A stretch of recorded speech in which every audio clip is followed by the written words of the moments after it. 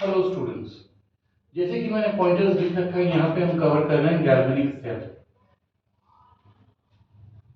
आप सोच रहे होंगे कि galvanic cell will be like a normal battery और any such battery that we use in a day to day life, जिसका बैटरी जो हम यूज करते हैं उसमें से सबसे पहला आता है ड्राई सेल, दूसरा आता है लैंच सेल, तीसरा आता है बटन सेल। इन तीनों में से ये जो लेक्लैंस सेल होता है ये हमारे डे टू डे लाइफ में बहुत काम आता है। ये बैटरीज लगती हैं इन्वर्टर पे, व्हीकल्स पर। सो ये जो दो चीजें इन्वर्टर और गाड़ियां, इन पे जो लेक्लैंस सेल लगता है ये बहुत इंपॉर्टेंट है। हाउएवर, ये जो गैल्वेनिक सेल है यहाँ पे ये लेक्लैंस सेल नहीं है, लेकिन फिर भी केमिस्ट्री का एक बेस है। और गैल्वेनिक सेल को हम वोल्टियक सेल भी कहते हैं, क्योंकि ये जो गैल्वेनिक सेल है मेरा, ये केमिकल एनर्जी को कन्वर्ट करके इलेक्ट्रिकल एनर्जी बनाता है in the presence of internal solutes and solvents which are electronically good conductors of electricity. तो गैल्वेनिक सेल का दूसरा नाम हो गया मेरा voltage cell. Types of galvanic cell, यहाँ पे हम आते हैं फिजिकल सेल,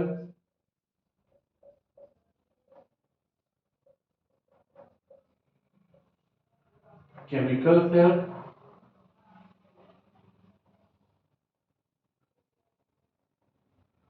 concentration सेल।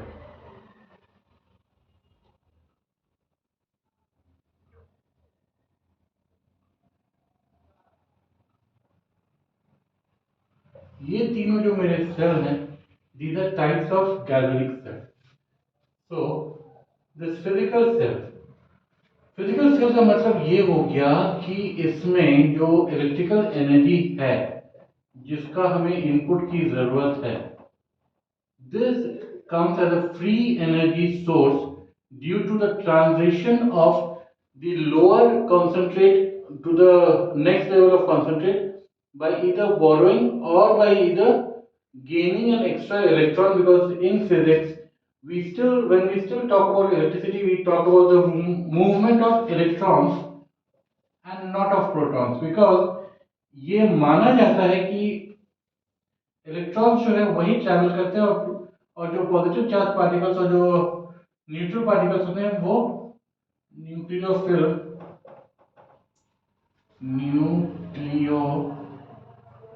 या न्यूक्लियोफाइल, जैसे आप इसको प्रोनाउंस करना चाहें, उसमें बैठे रहते हैं। They are considered to be heavy weights because they don't easily move.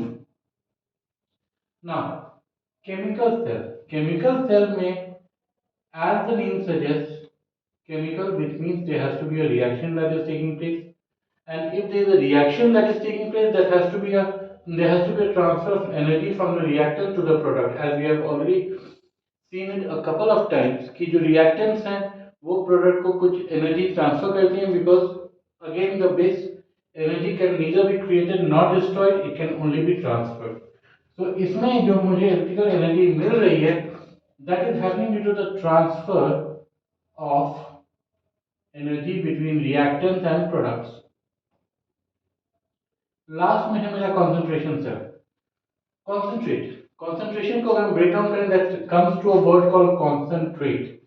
Concentrate means कितना परसेंटेज ऑफ एक मटेरियल दूसरे मटेरियल में है।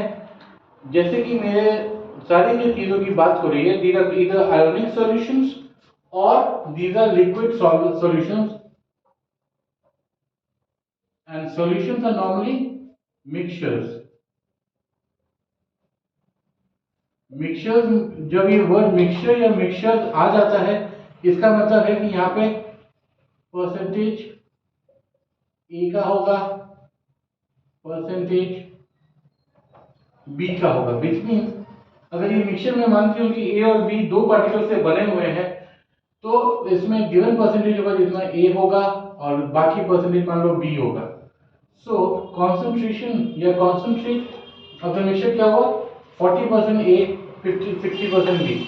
तो इस सिचुएशन में कॉन्सेंट्रेट्स जो ये होंगे डिसाइड किए जाएंगे, उस हिसाब से कॉन्सेंट्रेशन सेल जो है ये जो इलेक्ट्रिकल एनर्जी रिलीज करती है वो इसीलिए करती है क्योंकि वो एनर्जी जो हायर कॉन्सेंट्रेट से lower concentrate of the particle पे ट्रांसफर होता है, ऑफ द मिक्सचर पे ट्रांसफर होता है, इसीलिए इसको कहते हैं कॉन्सेंट्रेशन सेल।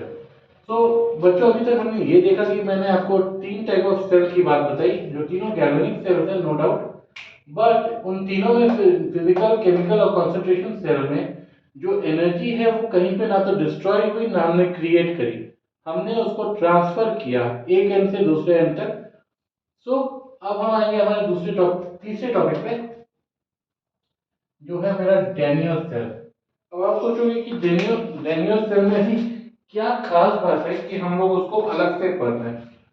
तो बच्चों Daniel cell in itself is an electrochemical system wherein they are made up of zinc and copper plates. Okay, आते हैं यहाँ पे जिंक कॉपर। अब डैनियल सेल को मैंने इसीलिए हम लोगों ने एग्जांपल में सेपरेट आउट कर रखा है जस्ट बिकॉज डैनियल सेल जो है that can be broken down into half cell reactions, half cell reactions or connection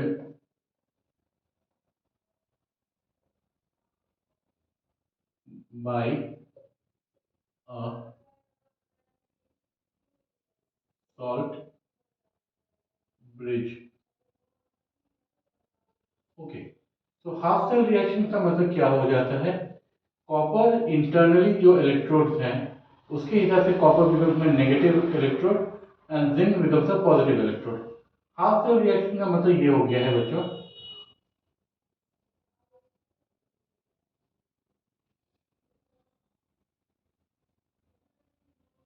ZnCu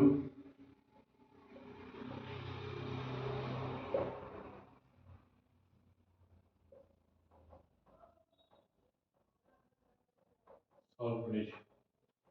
okay, so half cell reaction थी क्योंकि दो अलग अलग वायर में लेके हम लोगों ने इसको कनेक्ट कर रखा है सॉल्ट ब्रिज से। सॉल्ट ब्रिज का पर्पस यहाँ पे बस इतना सा है कि ये कोई भी चार्ज जो जिंक से होके कॉपर तक पहुंचती है उसको लॉस नहीं होने देता। लेकिन एट द सेम टाइम अगर मैं सॉल्ट ब्रिज को हटा दूं तो ये मेरे दो इंडिपेंडेंट हाफ सेल कहलाएंगे और इनके अंदर होने वाला जो रिएक्शन है वो हाफ सेल रिएक्शन कहलाएगा। अब आप यहाँ पे ये देखोगे कि दो हाफ सेल्स हैं जिसकी वजह से एक डैनियल सेल बन रहा है मेरा, लेकिन इन दोनों में एक में ऑक्सीडेशन रिएक्शन होता है, एक में रिडक्शन रिएक्शन होता है। और एज पर इलेक्ट्रोकेमिकल सिस्टम और ईसीएस जिंक जो है वो अपना इलेक्ट्रॉन 2+2e- जल्दी से गेन करके zinc is responsible for the reduction reaction on the half cell and copper Cu breaks up into Cu2- plus 2e+. So this is a reduction reaction which happens on the copper wire. Now जो ये oxidation और reduction reaction independently हो रहे हैं, इन दोनों को अगर मैं कंबाइन करूं तो ये मेरे बन जाएंगे एक complete cell reaction equation Daniel cell का। and this cell is still known as a Daniell cell just because ये कॉपर और जिंक जो है ये this was discovered by S.D. Daniell that copper and zinc independently can act as a reactant for any kind of a voltaic cell or a galvanic cell. On the last point to remember here is zinc becomes the positive ion anode and copper becomes the negative anode while the current is flowing, and if there is an external circuit connected to this wire, the current flows from copper to zinc in the external circuit, and internal circuit is stored from zinc to copper. This topic of a Daniell cell will need to be stopped here, because this is the maximum that we will be covering for the NEET exams. The last point here is electrolytic cell. Electrolytic, आज हमने अभी इसको electrolysis के दौरान भी पूरा detail में पढ़ाया था कि जो भी सेल इलेक्ट्रोलिटिक सेल कहलाता है उसमें जो सॉल्वेंट होता है दैट वर्क्स फॉर इलेक्ट्रोलाइसिस। और इलेक्ट्रोलिटिक सेल का मतलब है कि बाहर से हम इलेक्ट्रिकल एनर्जी दे रहे हैं और ये मेरा जो सॉल्वेंट है ये मेरे को केमिकल एनर्जी रिलीज कर रहा है। यहाँ पे भी इंटरनल करंट जो फ्लो होता है वो नेगेटिव से पॉजिटिव, एक्सटर्नल करंट जो फ्लो होगा वो होगा पॉजिटिव से नेगेटिव तक। ठीक है, तो ये इलेक्ट्रोलाइटिक सेल हम क्योंकि प्रीवियसली भी कर चुके हैं। If you need any more explanation around this electrolytic cell, do write in the comment section. However, for now this is all that we'll be doing. Have a good day, stay safe and study well. Thank you.